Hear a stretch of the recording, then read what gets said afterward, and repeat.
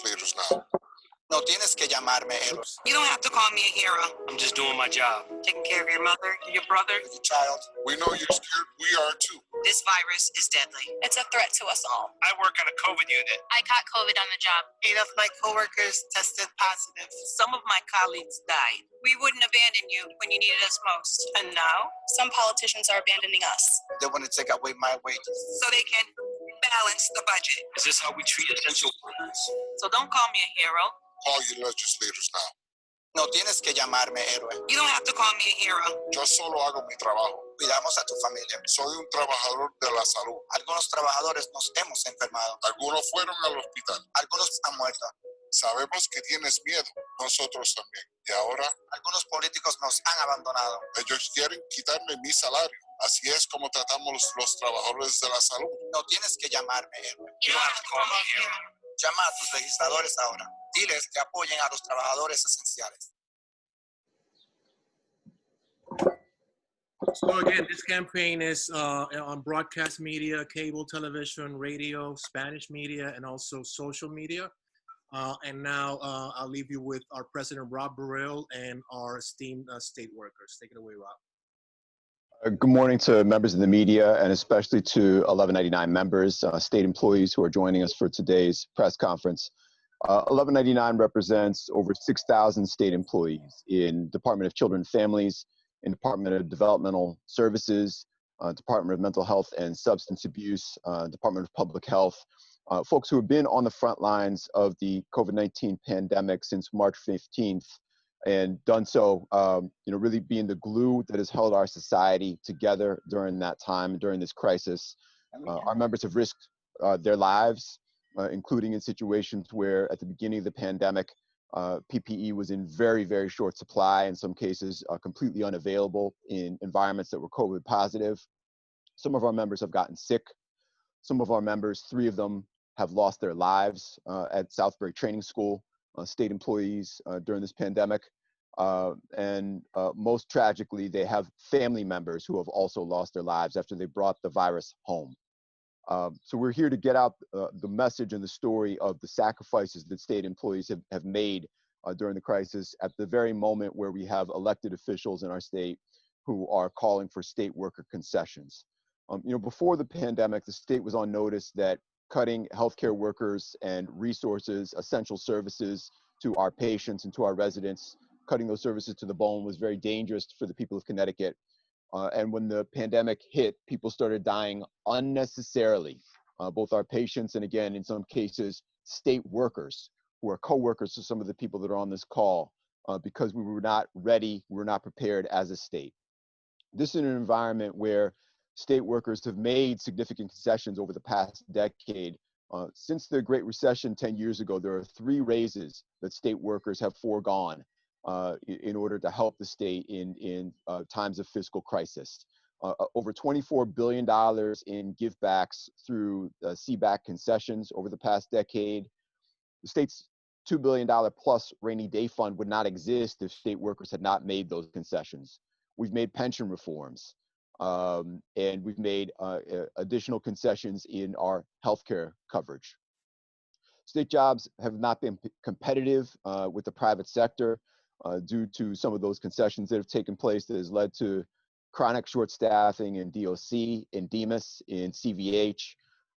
And so to hear that the state is calling for concessions from state employees before it has asked for a nickel from the state's millionaires and billionaires is quite a shock to us. We'll remind everybody that Connecticut is the state where per capita the income is the highest in the country, where the wealth gap between the 1%, which makes an average of $2.5 million, and the 99%, which average about $45,000, is the largest. We have billionaires in the state of Connecticut that have not been asked to contribute a dime during the course of this pandemic and economic depression. Folks like the Sacklers, who have profited off of the OxyContin, the sale of OxyContin and the opioid crisis. Folks like Warren Kanders, who manufactures tear gas that is being shot at peaceful protesters in Minneapolis, that was shot at peaceful protesters in Puerto Rico 2 summers ago, and in Ferguson, Missouri. And so we feel that attacking state workers at this time, folks who have been able to make some measure of progress in eliminating discrimination for women, some upward mobility for Black workers, where this has been the one place where Black workers have made progress since the civil rights movement, and state workers in general, white, Black, and brown, who are some of the only workers in our state who are able to hold on by their fingernails to a middle-class lifestyle before we've gone to millionaires and billionaires and asked them for any sacrifice is absolutely the wrong move. More than hearing from me, I would like you to hear from some of our state workers who are going to tell you what they've experienced and what the sacrifices that they've been making over the past 3 months. We're going to start with Diane Roccanello. Diane is a supervising registered nurse at Solnit South with Department of Children and Families. Diane. Hi, good morning. So I'm the infection prevention nurse as well for Solnit Center South DCF. We take care of approximately 42 patients at the moment. That number just changed as we're at an acute care facility. As Connecticut continues to respond to the rapidly changing circumstances presented by this pandemic, our facility continues to provide the highest quality of care to the most vulnerable psychiatric youth in Connecticut. Our frontline nurses and childcare workers continue to navigate tremendous challenges to mitigate the risk of infection to our youth and staff. My role as the IP nurse is to ensure the current CDC and state guidances are implemented while observing also Joint Commission standards are maintained. One of the most tremendous challenges to keep our youth safe and our staff safe is navigating the use of personal protective equipment, knowing we have a shortage or limited supply and not knowing when and how to secure a future supply. It is extremely difficult to ask and direct our frontline workers to follow the extend and reuse surgical masks, as this protocol was never something I would envision in my nursing career. The interventions our healthcare workers needed to make during this pandemic were unprecedented. While decreasing the footprint in our facility to decrease the risk of infection to staff and youth, left our youth with less support staff. Our frontline healthcare workers took on an increased workload. Our staff rose to the task. Their toolbox grew tremendously and were able to provide day-to-day programming and maintain quality treatment. As we decrease the footprint in our facility, this means our youth did not have that physical visit from their family members or their loved ones. Our frontline staff became our youth's everything, big shoes to fill. And this came with much compassion and, of course, selflessly.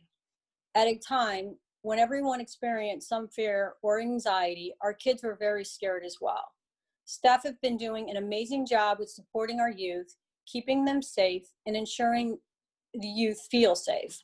Staff will continually reassure our kids. Our kids need much reassurance on a day-to-day basis.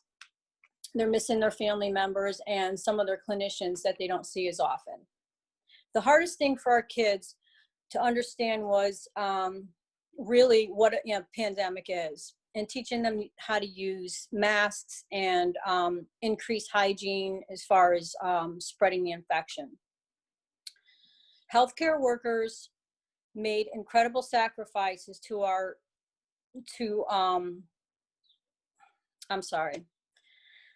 our staff made incredible sacrifices to keep our kids safe. Arrangements were made for some of our staff to stay at hotels in efforts to keep their own families from potential exposure. Our staff came back to work every day and played a very big key role in our facility as far as keeping our facility safe and mitigating the spread of the COVID virus. This is why I participated in the commercial. We need Connecticut residents to understand the work that state workers do. Our staff are dedicated, true heroes, and that means we should be valued as heroes. Our kids deserve the best care we can give them. This only happens when you treat the staff with dignity and respect. Diane, thank you so much, and thank you to all the workers in Department of Children and Families who do just heroic work in caring for children who have been through absolutely horrific experiences. Making sure that those children are protected if we can't do that, I don't know what it says about us. It doesn't say anything good about us as a state. And we've got to make sure that protecting the workers who are doing that work by making sure that they have a livelihood where they can support themselves is a value that we continue to maintain as we work our way through this pandemic and the next challenges that we'll face in terms of fiscal issues. We're going to move next to Yvonne Kingwood. Yvonne Kingwood, who's a supervising developmental services worker at Lower Fairfield in DDS, 27 years of state service. She is in her car together with Tanisha Smith, who also works in DDS at Lower Fairfield and is a developmental services worker. Take it away, Yvonne. Good morning. My name's Yvonne Kingwood. I'm a supervisor at Lower Fairfield Center in Norwalk, Connecticut. I'm going to talk about working the front lines in DDS and why I participated in the commercial. We take care of 63 residents at Lower Fairfield Center. We are in the heart of Fairfield County, which was the epicenter for the coronavirus outbreak. Only a few short weeks ago, every day the infection numbers would multiply. The virus was skyrocketing around us. When the virus first hit, we didn't have enough PPE. People were reusing a single-use disposable mask for a week and doing double shifts with it. We were cleaning the facilities without proper cleaning supplies. It was very hard for us to get cleaning supplies. Every day we went out looking for supplies, we could not get them.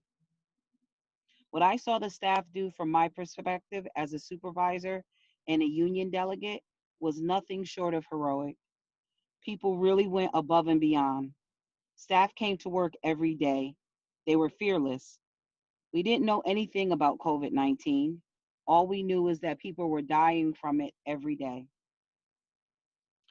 The people came to work day in, day out. They were absolutely fearless in the face of the virus because we all had a job to do and our residents depended on us.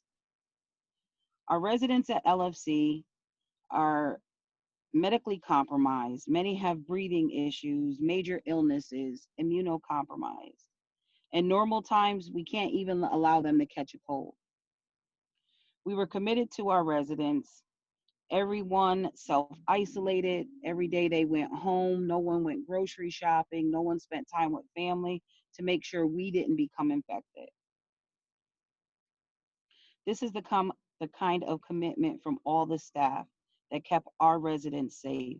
We saved their lives, and we risked our lives doing so. We ended up having a very low infection rate on the campus. We had about 4 residents on our campus that tested positive and about 5 staff who tested positive. This is because we chose to fight instead of flight. Our staff saved lives of our residents. We love them as if they were our own. Some politicians are calling for us to cancel our wages. We need them to know that these kind of sacrifices that we went through and what our families went through during this pandemic. We haven't asked for a penny from the super rich in our state, and we need to get our priorities straight and ask for those who have enough to give more to fund our healthcare services that we so desperately need in this state. I'm just going to kind of piggyback off of what the supervisor said, Yvonne. We made a lot of sacrifices here at Lower Fairfield Center to keep our residents safe. I personally had to let my sister keep my two-year-old child. Tanisha, there's a problem with the audio. I think you have your headphones on and the microphone is on your headphone. Can you unplug your headphone or give the headphones to Tanisha? Can you hear? There's no headphones. Try it again. Can you hear? You're very faint. Hold up, bring it up to you. Can you hear? Is the headphone Mhm. unplugged? There's no, There was. there's no headphones. Oh. Okay, go ahead. We can hear better now. Okay, I'm just gonna kind of piggyback off of what Yvonne said, since we work in the same facility. And the staff here just made a lot of sacrifices to keep our residents safe and to make sure that we were safe. Me personally speaking, I have a 2-year-old with a compromised immune system that I had to let my sister take care of during this time because I didn't want to bring any of this home. There was times when, like she stated, when we didn't have masks or the proper PPE kits, to take care of our residents. And the reason I participated in this commercial was because I feel that that the governor needs to not request a gift back from us, but to, have the rich pay, their fair share instead of asking us to give back again. That's it. Thank you again, Yvonne and Tanisha, for the hard work you do and did in protecting your patients. We're going to move last to Lennis Robinson. Lennis is a DDS worker at Southbury Training School, where he's been for 27 years. Hello, my name is Lennis Robinson. I've been at Southbury Training School for the last 27 years, and I'm also a union delegate. I just want to speak about being one of the frontline workers in the state of Connecticut that are supposedly called heroes.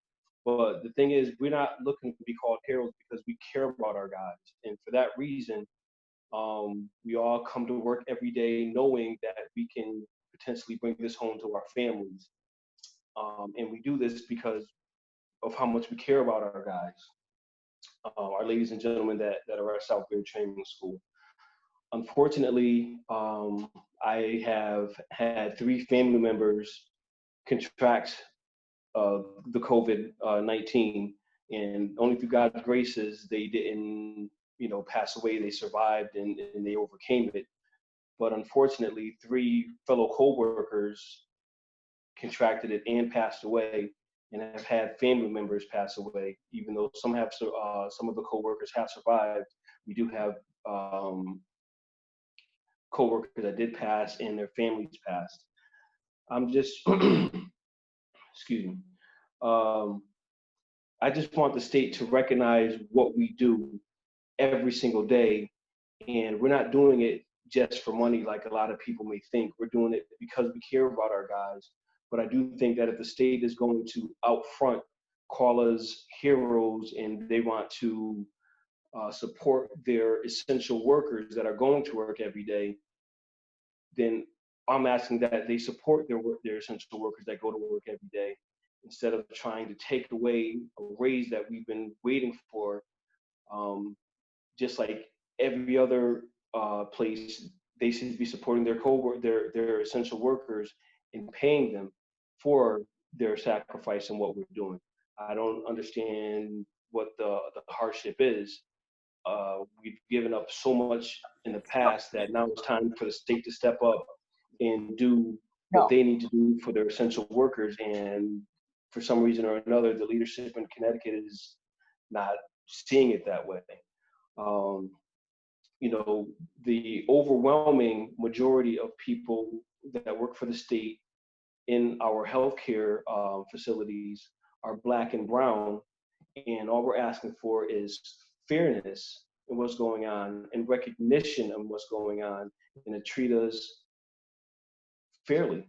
I don't, like I said before, I just don't understand what the problem is. I just think that the state needs to step up and they need to really address the issues that they're having with the essential workers and treat us like they need to treat us fairly. Lennis, again, thank you for your work at Southbury Training School, and my condolences to you and to all of the workers, the 1199 members and other workers at Southbury for the losses of 3 workers at that site who have been at Southbury for decades, and on the losses of some of the residents that you've cared for whom I know that you and others are really family. We've heard a lot of rhetoric over the past months about shared sacrifice, but the reality, if we're being honest for even a second, is that the sacrifice has not been shared. Essential healthcare workers, state employees who've been on the front lines caring for the sick, the disabled, at-risk children, they're the ones who've made the sacrifice. They've been exposed to the physical risk in terms of the disease. They've been exposed to the stress of knowing that they're in an environment with a deadly pathogen which can kill their patients, can kill them, can kill their family members when they bring it home. Many state employees that people have talked about have gotten sick themselves. They brought the virus home to their families, and 3 state workers have paid the ultimate price, made the ultimate sacrifice. So when we talk about state workers sacrificing, I think that it's pretty clear that they've made those sacrifices with their bodies over the past 3 months. And if Connecticut needs to solve its fiscal challenges, which it certainly does, I would say that the direction to look in is the 17 billionaires in this state who collectively have $66 billion in wealth, who we've asked nothing of.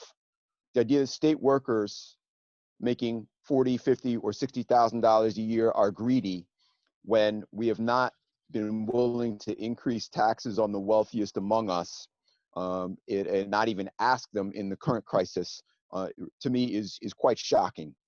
And so it's time for Connecticut legislators to step up, to take the suffering off of people of this state, and to ask the people who've been profiting off of the suffering of the working class people of the state, like the Sacklers, who profited off of pushing addictive opioids, like Warren Kanders, who's been selling tear gas, has been shot at people peacefully protesting around police violence across the country, people asking for economic and racial justice across this country. Ask those folks to make the sacrifices.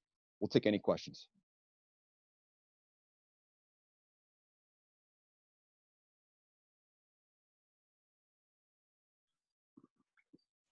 For journalists on the call, I think this is now your opportunity to ask questions of Rob or any of our workers. Please unmute yourself and go ahead.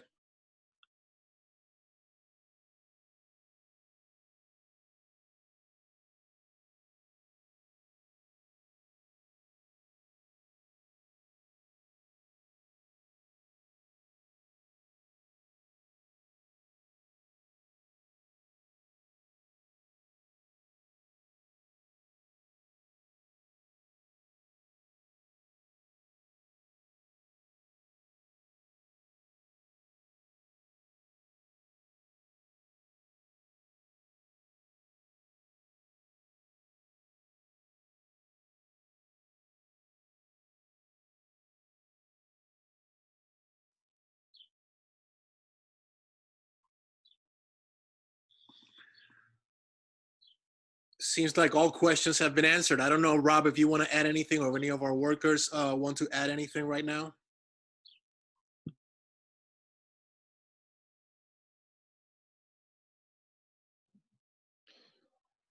On my end, I would just say that the commercials in many ways speak for themselves. The people that are on this call, beyond any rhetoric, truly are heroic, and they've performed heroically in the most difficult of environments. So we hope that the state of Connecticut, the legislative leadership of the governor's office, finds the courage to do the right thing by healthcare workers who care for at-risk children, for the disabled, for people suffering from mental illness, and to protect them, as opposed to once again forcing them to sacrifice when they've already given so much of themselves. Thank you.